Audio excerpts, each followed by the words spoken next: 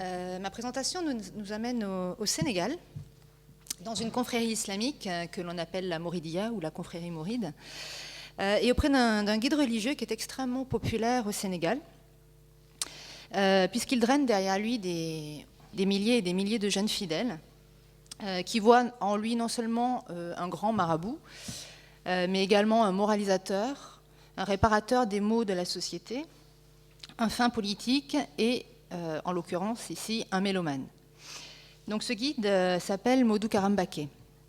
Je vous ai amené quelques photos de lui pour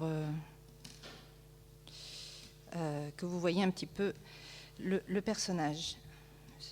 Donc la confrérie mouride, au cœur du monde soufi, se particularise au Sénégal par ses rituels chantés. Alors, le fondateur de la confrérie s'appelle Cheikh Ahmadou Bamba et il a écrit plusieurs recueils de poèmes que l'on appelle les rassailles. Et aujourd'hui encore, lors de chaque rituel mouride, ces rassailles sont récités en chœur selon un rythme bien particulier qui permet aux gens de se balancer de droite et de gauche. Alors, certes, le monde soufi de par le monde regorge de litanies chantées, et en ce sens, la Mouridia n'apporte rien de particulier, sauf que Modou Karam Mbacké, ce guide religieux dont je vous parle aujourd'hui, en tant que guide spirituel mélomane, compose ses propres airs musicaux, entre sacrés et profanes, et les utilise vraiment à des fins religieuses. Et il apporte donc toute une réflexion sur la légitimité et le rôle de la musique dans l'islam.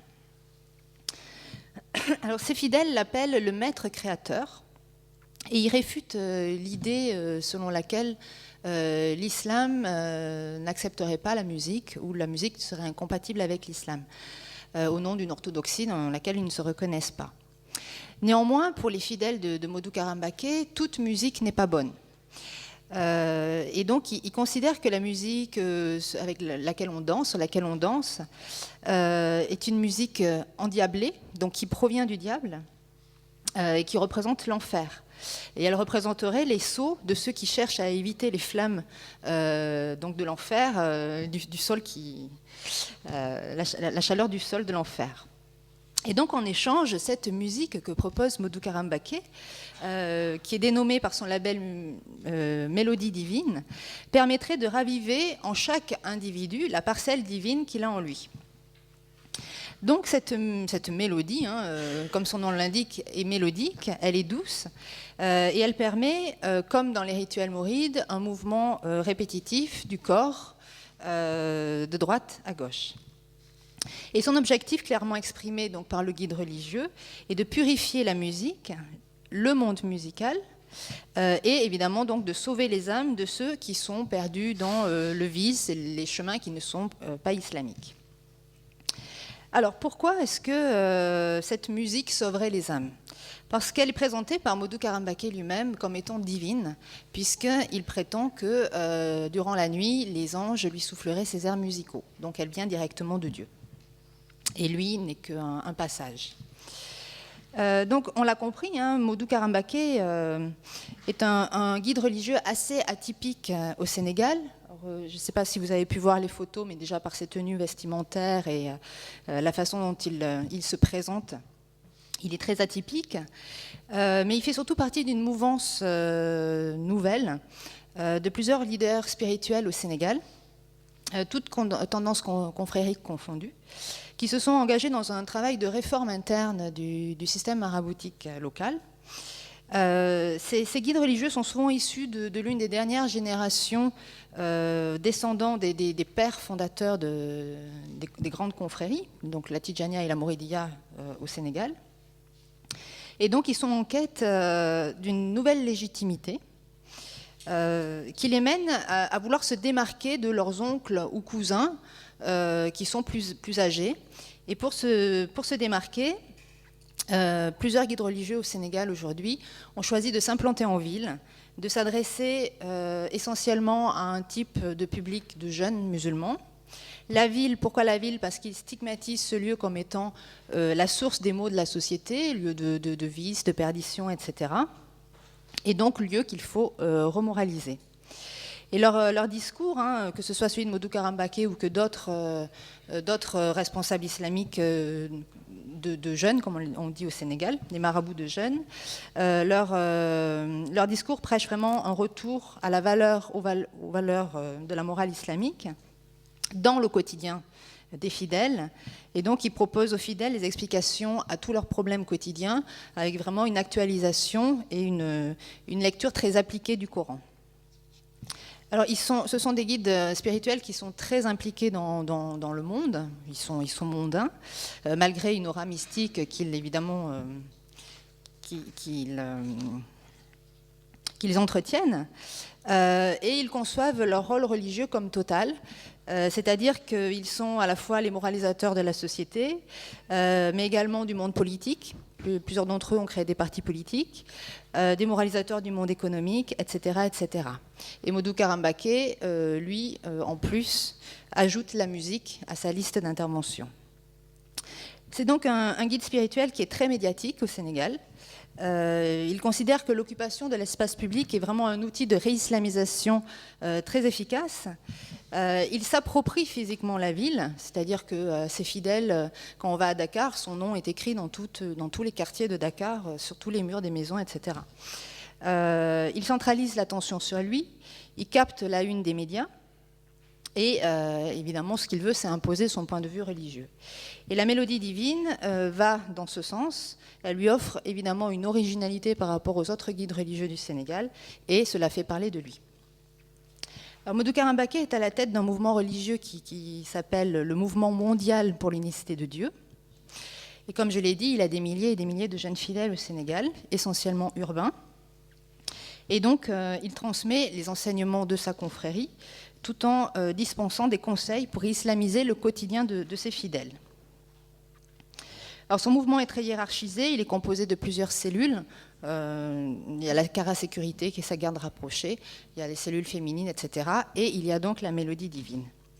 Alors, dans cette présentation, ce qu'on va faire, c'est qu'on va essayer de comprendre l'organisation de ce label musical pour analyser les objectifs de prosélytisme religieux donc de ce label et montrer comment de musique religieuse, cette mélodie divine est devenue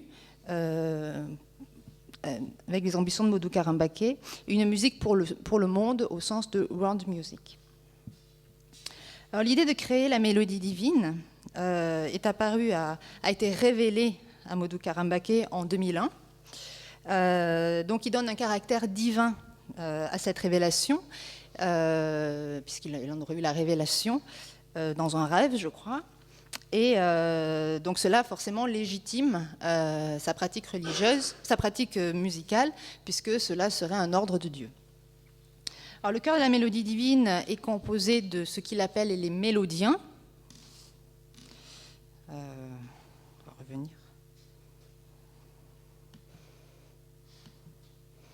Voilà les mélodiens. Donc ils la font vivre. Il s'agit de jeunes fidèles qui se sont engagés dans cette organisation, comme ils disent, comme dans un sacrifice. Alors, ils sont entrés dans l'orchestre progressivement. Aujourd'hui, ils sont 200. Et le but, c'est d'arriver à 313 mélodiens, qui est un chiffre symbolique dans l'islam. Alors, le recrutement de ces jeunes a plusieurs exigences. Ils doivent avoir plus de 17 ans. Ils doivent avoir comme niveau d'études, au minimum, l'équivalent de la 3e ici. Ils doivent être soutenus par leurs parents. Et puis, il y a un règlement intérieur qui est très strict. Ils ne doivent pas boire, ils ne doivent pas fumer, ils ne doivent pas sortir en boîte le soir, ils doivent être rentrés chez leurs parents tous les soirs. Ils doivent avoir des tenues correctes. Les garçons doivent se raser la tête tous les 21 jours, sauf certains, ça j'en parlerai plus tard. Ils ne doivent pas avoir de relations sexuelles en dehors du mariage. Ils doivent s'engager à apprendre le Coran, l'arabe, et à avoir dans leur vie quotidienne un comportement de bons musulmans. Alors en 2002, ces mélodiens qui ont été engagés, les premiers mélodiens qui ont été engagés par Modou Karam Mbaké, ont été envoyés par le guide religieux à l'école des arts de Dakar pendant 7 mois, durant lesquels ils ont appris les bases de la musique, parce qu'il faut savoir que la plupart d'entre eux n'avaient jamais touché un instrument de leur vie. Alors par la suite, ils se sont installés dans une maison à Dakar, et là c'est le guide religieux lui-même qui leur a fait leur éducation musicale. Alors, ces mélodiens jouent du violon, qui est l'instrument majoritaire. du clavier, du violoncelle, de l'alto, de la guitare, de la trompette, du saxophone, de la flûte, clarinette, etc., etc. Et sur ces instruments, certains mélodiens chantent des messages spirituels qui sont écrits la plupart par Modou Karam Bake lui-même, mais également il y a certains extraits du Coran. Et le but, évidemment, c'est de louer l'unicité de Dieu. Les chants sont en arabe, bon, essentiellement en wolof, également en arabe, en anglais, en espagnol, en français et en italien aussi, je crois. Et le but, c'est de toucher le monde entier. Alors, au commencement, il n'y avait uniquement que des garçons. Mais depuis 2004, la Mélodie divine a ouvert une section féminine, qu'on appelle donc les mélodiennes. Voilà les mélodiennes. Ces filles ne sont pas encore instrumentistes. Généralement, elles forment le chœur de la Mélodie divine. Mais certaines commencent à apprendre des instruments de musique. Donc, ces mélodiens, leur vie entière est consacrée à leur groupe religieux. Leur emploi du temps est très structuré. Tous les jours, ils se retrouvent de 16 à 19 heures pour les répétitions. Le vendredi, c'est un jour particulier dans l'islam. Donc là, ils font des récitations du Coran. Ils interprètent donc les rasaïs de Cheikh Ahmadou Bamba. Ils organisent des exposés sur l'islam, sur la vie du fondateur de la confrérie, etc., etc. Alors certains d'entre eux, par ailleurs, pendant leur temps libre, font des formations professionnelles. En 2006, le groupe musical a organisé une coopérative culturelle appelée Coopérative des Mélodiens. Donc elle est dotée de fonds financiers venant du guide religieux lui-même ou de riches mécènes.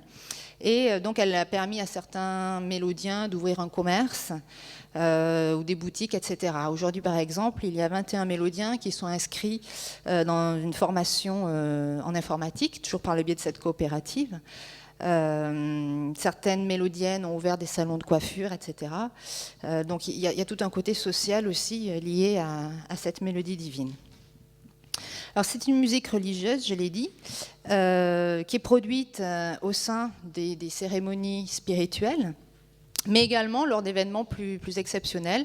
Modou Karam Bake, qui est très impliqué dans le monde politique, ce n'est pas le lieu d'en parler ici, mais il est très impliqué dans le monde politique et il a joué plusieurs représentations au palais présidentiel au temps d'Abdoulaye Wade. Donc, je l'ai dit, c'est une musique religieuse, mais elle est également jouée dans d'autres registres, notamment grâce à certains chanteurs sénégalais très célèbres qui sont eux-mêmes des fidèles du guide spirituel, comme par exemple Fatou Guewel, Iba Gueye Massar, Cheikh Tidiane Tall, le rappeur Karloudi, etc., etc. Donc, ils reprennent des textes de Modou Karam Bake et qui les jouent sur des airs de mbalar, de salsa, de reggae, etc. Donc ces artistes se donnent pour objectif de diffuser le message religieux de leur guide spirituel. Et alors si cela semble a priori antinomique avec l'idée au départ de purifier le monde musical et ses musiques endiablées, pour ces artistes, il n'y a pas du tout de contradiction. Et au contraire, leur style musical populaire permet de transmettre les messages de leur guide spirituel. Donc, l'un des objectifs vraiment de Modou Karam Bake à travers ce label de Mélodie divine est un prosélytisme international. L'objectif de Modou Karam Bake, nous l'avons vu, c'est de réislamiser le Sénégal, donc grâce d'abord à son mouvement religieux de masse. Il veut apporter le message de Cheikh Ahmadou Bamba, le fondateur de la confrérie mouride, à travers le monde. Et donc la musique est pour lui un moyen de prosélytisme très efficace. Et donc si ces chanteurs sénégalais auxquels il prête ses textes popularisent au Sénégal son ambition personnelle de réislamiser le Sénégal, lui, ce qu'il veut, c'est que la mélodie divine jouée par ces mélodiens soit connue dans le monde entier. Donc il essaie d'ouvrir la mélodie divine aux musiques du monde. Alors déjà à ses débuts, il a fait le choix de prendre des violons occidentaux afin de convoiter le goût des Européens et des Américains. en espérant susciter chez eux une sorte d'admiration parce qu'ils pensent que les Occidentaux ne sont pas habitués à voir des Africains jouer du violon, et donc ça susciterait une sorte d'admiration, et ça attirerait les Occidentaux vers cette mélodie divine. Comme il le dit lui-même, hein, il veut d'abord toucher le cœur des Blancs, et la musique est un passage pour les atteindre. Alors, son moyen de diffusion prioritaire est Internet. Alors, il a d'abord un site officiel de son mouvement religieux, hein, du Mouvement mondial pour l'unicité de Dieu. En parallèle de ce site officiel, il a développé un site qui s'appelle caracom.org. D'ailleurs, toutes ces photos sont tirées de ce site, où l'on peut voir des vidéos sur l'actualité à la fois religieuse, politique ou musicale du marabout. Il est également en train de créer caralumière.com, qui est le nouveau site de la Mélodie divine, où l'on peut voir notamment le premier lancement d'une gamme sacrée. Bon, je ne vais pas en parler ici, mais il a créé un piano avec des gammes sacrées. C'est un site qui ne fonctionne pas très bien encore. Il a encore un autre site qui est en cours d'élaboration, qui est mélodiedivine.com, etc. etc. D'autre part, de très nombreuses vidéos sont diffusées sur Internet par le biais de sites communautaires ou sociaux comme YouTube, etc., Facebook. Et l'on peut facilement regarder les mélodiens faire des démonstrations de discipline, des démonstrations musicales, ou Sakara Sécurité faire des démonstrations de discipline, etc. Et le but, évidemment, c'est toujours le même, hein, c'est de faire connaître au monde entier donc son mouvement mondial pour l'unicité de Dieu, faire connaître Modou Karam Baké, faire connaître la Mouridia, et Internet semble être l'un des moyens de diffusion efficaces, surtout à moindre frais. Alors, Modou Karam Baké a également l'ambition de réaliser des CD. En 2002, il a sorti au Sénégal une première cassette qui était produite par une maison de production locale, mais elle a été très mal distribuée. Et aujourd'hui, son ambition, c'est de produire un single. Donc, il a fait appel à un homme qui est très connu au Sénégal, qui s'appelle Cheikh Tidiane Tall, qui était guitariste dans un groupe très célèbre qui est le groupe Khalam au Sénégal. Et donc, ce guitariste dirige les mélodiens pour la création de ce single. Alors, la particularité, c'est que Modou Karam Baké veut que ce single soit adapté en fonction des endroits dans le monde où il sera diffusé. Alors au départ, il y aurait une mélodie qui serait un petit peu unificatrice, qui plairait un petit peu à tout le monde. Et ensuite, il y aurait des morceaux qui seraient joués en fonction des sonorités qui soient diffusées en Europe, aux États-Unis, en Asie, en Afrique, etc. Alors effectivement, Modou Karam Baké veut se faire aussi connaître en Asie. En 2010, il est parti en Inde et en Chine afin d'étudier les musiques sacrées de ces pays-là, et avec la volonté d'introduire ces airs dans sa propre mélodie divine. Et le but, évidemment, c'est toujours de toucher les populations de ces pays-là, et donc de leur transmettre le message de Cheikh Ahmadou Bamba. Et en fait, le message qu'il veut faire passer au monde entier, hein, c'est ce qu'il dit. Ses fidèles, d'ailleurs, le nomment le grand ambassadeur de la paix, parce qu'il a énormément de surnoms. Et l'idée qu'il veut transmettre, c'est que l'islam n'est pas comme cette image belliqueuse que lui donne l'Occident, mais que c'est une religion de paix, d'amour, etc. Et évidemment, la musique est une façon de transmettre ce message. Alors, incluant toutes les musiques du monde, il veut entrer dans la catégorie de world music et s'adresser au monde profane sans forcément d'emblée s'affirmer comme islamique. Donc, il veut chanter en plusieurs langues afin d'être compris dans le monde entier. Et il aurait bien aimé chanter en personne parce que d'abord, c'est un musicien, il adore la musique et il aime chanter. Et ses fidèles adorent dire qu'il a une voix très très belle. Et donc il aurait bien aimé chanter, mais là aussi il y a peut-être un problème justement de génération. Et les guides religieux, les dignitaires religieux du Sénégal voient mal un marabout devenir chanteur. Donc il est revenu sur son idée, et ce sont donc ces mélodiens qui chanteront sur ce single. Donc, il veut adapter en fonction de là où il va se produire. Par exemple, s'ils se produisent sur des scènes en Occident, alors si les mélodiens, on leur demande de se raser la tête, il a quand même demandé à certains mélodiens de porter des dreadlocks, parce qu'il pense que les rastas, ça plaît à un public occidental. C'est l'image que les Occidentaux se feraient des Africains. C'est pareil, à un moment donné, il va demander à des baïfals. Les baïfals, c'est dans la confrérie mouride, il y a une partie de fidèles qu'on appelle les baïfals, qui portent des dreadlocks, qui s'habillent en vêtements de patchwork. Ce sont les travailleurs dans les champs des marabouts. Et donc, il demandera à des baïfals de monter sur scène, parce que voilà, c'est un peu le côté exotique de l'Afrique qui plaira justement à ce monde occidental. Voilà. Donc, pour conclure, le label musical de Mélodie Divine est une prolongation des objectifs religieux de Modou Kara Mbacké. Et donc, il est vraiment à comprendre en parallèle au mouvement mondial pour l'unicité de Dieu. Le guide spirituel s'est donné pour mission donc, de réislamiser le Sénégal et au-delà de faire connaître sa confrérie dans le monde entier. Et donc, comme je l'ai dit, s'il est engagé dans de très nombreuses activités sociales, politiques, économiques au Sénégal, la musique, pour lui, est un nouveau moyen pour islamiser le monde et réislamiser le Sénégal. Alors, je l'ai dit, c'est un guide religieux qui est très atypique au Sénégal, tant dans ses activités, ses discours, ses modes vestimentaires. Il est souvent critiqué par ses pairs qui le trouvent très peu orthodoxe. N'empêche qu'il a su encadrer un groupe de jeunes fidèles, les former à la musique, alors évidemment cadrer leur quotidien selon les normes islamiques. Et si, comme dans de nombreux groupes de ce type au Sénégal, les jeunes semblent totalement et sans doute trop dévoués à leur groupe religieux, généralement, quand ils prennent de l'âge, ces fidèles prennent de la distance aussi vis-à-vis de leur groupe religieux, parce que ces groupes religieux sont vraiment des groupes de jeunes. Modou Kara Mbacké, pour conclure, a de très grandes ambitions pour son label musical. Toutefois, au fil des années, on se rend compte qu'il évolue peu. Donc, comme je l'ai dit, l'objectif, c'est d'atteindre 313 mélodiens, qui est donc un chiffre symbolique dans l'islam.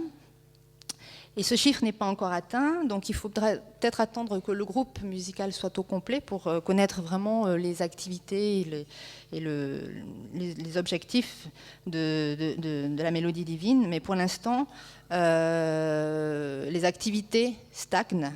Et cela d'ailleurs commence à énerver certains responsables de ce label musical qui aimeraient avoir plus de moyens financiers et que les choses avancent beaucoup plus vite. Et il commence à y avoir des scissions internes au sein déjà de la Mélodie Divine. Voilà. Donc je vais vous passer très rapidement